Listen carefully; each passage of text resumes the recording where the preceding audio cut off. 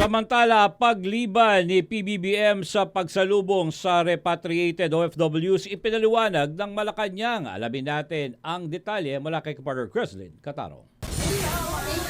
Ligtas na nakauwi sa Pilipinas ang mahigit 300 overseas Filipino workers mula Riyadh, Saudi Arabia. Ang mga ito ay itinuturing na distressed dahil sa tindi ng gulo ngayon sa Middle East dulot ng Iran-Israel-US war.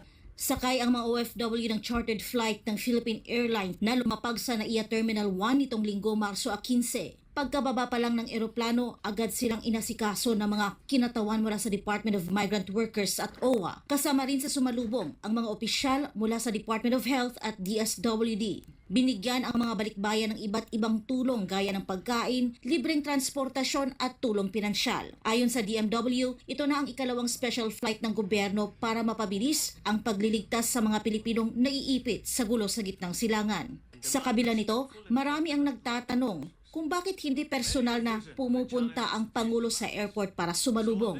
Ipinaliwanag ni Presidential Communications Office Undersecretary Claire Castro na may maayos ng sistema ang gobyerno para rito. Anya, ang DMW at OWA ang inatasan ng Pangulo na maging frontliners sa pagtanggap sa mga OFW. Dagdag pa ni Castro, abala ang Pangulo sa paggawa ng mga programa na magbibigay ng pangmatagalang solusyon at tulong para sa mga manggagawang naapektuhan ng krisis. Tiniyak ng gobyerno na hindi rito nagtatapos ang tulong. Mayroon ding inihandang reintegration programs para matulungan ang mga OFW na makahanap ng bagong trabaho o pagkakakitaan dito sa Pilipinas. Para sa Diyos at sa Pilipinas kong mahal.